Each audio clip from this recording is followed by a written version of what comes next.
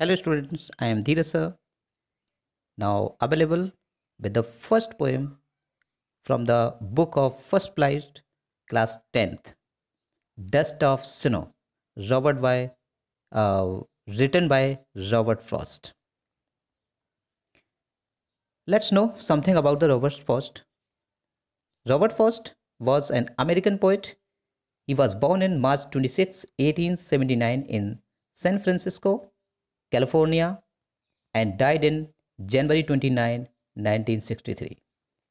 He is known for his realistic depiction of rural life. He mostly wrote about setting from rural life in New England in the early 20th century. तो dear students, जो Robert Frost हैं वो nature के poet भी माने जाते हैं और बहुत ही इन्होंने जो रूरल स्तर का जो जीवन होता है किस तरीके से उसको सेटिंग करवाया उन्होंने इंग्लैंड में, यानी 20th सेंचुरी के आसपास, उसके लिए ये बहुत फेमस हुए हैं. तो here the poem dust of snow, यहाँ डस्ट रिप्रेजेंट कर रहा है किसी चीज़ को, इसको कहते हैं कि झाड़ना. यहाँ पे मिट्टी नहीं, तो डस्ट यहाँ किसी और चीज़ को रिप्रेजेंट कर रहा है. और स्नो उसको कहते हैं कि small, very small particles of snow. तो लेट्स स्टार्ट द पोएम.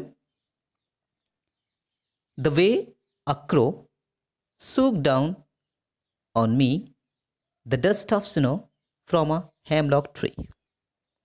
देखिए क्या होता है कि एक पोएट है, वो जो रॉबर्ट फ्रॉस्ट है, यहाँ खुद हिमसेल्फ जो है ना किसी की तरफ जा रहा है, वो जंगल की तरफ जा रहा है और थोड़ा उसका मूड जो है ना वो ठीक नहीं था. तो वो क्या देखता है कि कहीं एक पेड़ के नीचे जो है ना खड़ा हो जाता है. तो अचानक उसको एक जो हेमलॉक ट्री है, hemlock tree, this is a poisonous tree, just like a cone type, जिसको कहते हैं कि अपन कोन के आकार का एक पेड़ होता है, वाइट फ्लावर्स होते हैं. ये पॉइजनियस होता है, ये मतलब ठीक नहीं होता है ये प्लांट्स किसी के भी लिए. तो जैसे ही पोइट वहाँ जाता है तो एक क्रो है. तो देखिए यहाँ पे क्रो और हेमलॉक, क्रो को भी हम लोग ज़्यादातर इम्पोर्टेंस नहीं देते हैं. तो ये दोनों चीज़ें यहाँ पर जिसको कहते हैं कि निराशा या दुख के लिए प्रेजेंट किया गया है इनको. तो पोइट जब पहुँचता है उस पेड़ के नीचे, हेमलॉक के नीचे, तो एक कौवा जो बैठा रहता है ऊपर, वो उसके ऊपर जैसे ही उस ब्रांच को हिलाता है तो कुछ पार्टिकल्स डस्ट के जो होते हैं, जो स्नो के होते हैं, वो पोइट्स के ऊपर गिर जाते हैं. तो इस स्टेंजा में ये पोइट जो है ना पेड़ के नीचे खड़ा है और डस्ट को, यानी स्मॉल पार्टिकल्स ऑफ जो स्नो है उसको किसी कौए ने पोइट के ऊपर गिरा दिया है. तो फिर देखें नेक्स्ट स्टेंजा में क्या होता है. Has given my heart a change of mood and saved some part of a day I had rued. अब जो पोइट का मूड जो डिस्टर्ब था, वो क्या कह रहा है पोइट, कि इस इंसिडेंट ने जो ब्रांचेस को हिला करके जो उसके ऊपर डस्ट गिराया है, जो आइस गिराई है, उस इंसिडेंट ने उसके मूड को चेंज कर दिया है. And same saved some parts of a day I had rued. और जिस किसी दिन के जो पार्ट को, एक हिस्से को जो बर्बाद करने जा रहा था, वो यूं ही उसको उस इंसिडेंट ने बचा लिया. तो कहने का मतलब कि यहाँ पर फर्स्ट स्टेंजा में क्या है कि पोइट्स जो है ना वो जाता है, थोड़ा मूड उसका ख़राब है, और एक पेड़ के नीचे जो हेमलॉक का ट्री है उसके नीचे खड़ा हो जाता है. अचानक एक कौवा जो है ना आता है और उस शाखा को हिला देता है, और उसके नीचे जो है ना वो खड़ा पोइट, उसके ऊपर कुछ स्नो गिरती है, तो उसका जो मूड है वो थोड़ा चेंज होता है. तो स्टूडेंट्स, इस कौन सी राइम स्कीम इसमें यूज़ हुई है. तो फर्स्ट स्टेंजा में A B rhyme scheme use हुई है. जैसे कि पहला देखते हैं आप, क्रो, फिर उसके बाद सिनो, फिर सेकेंड लाइन में मी एंड ट्री, तो ए बी. और सेकेंड स्टेंजा में rhyme scheme C D, just like repetition of same formula, same rhyme words, rhyming words use हुए हैं, से हर्ट, पार्ट, मूड और रूट.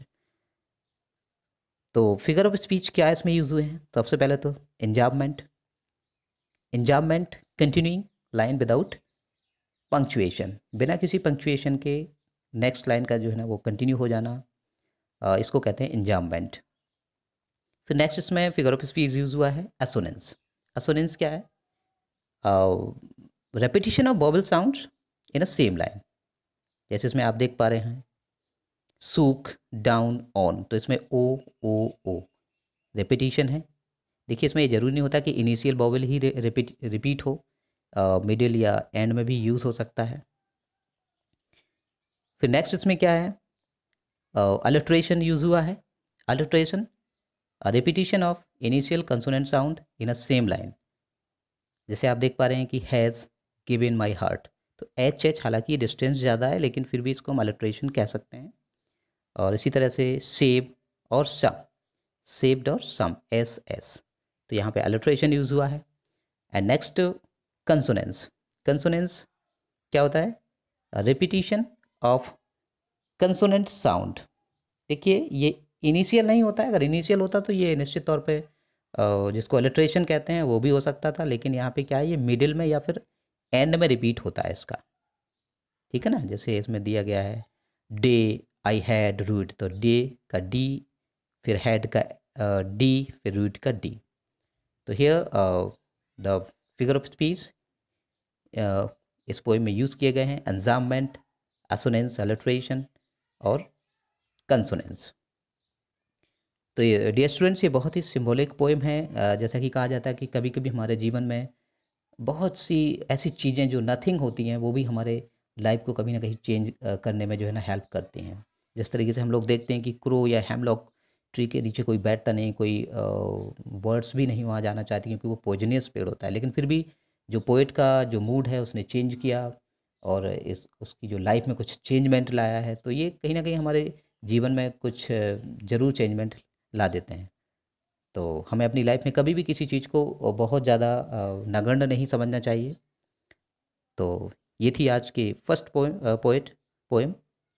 Thank you.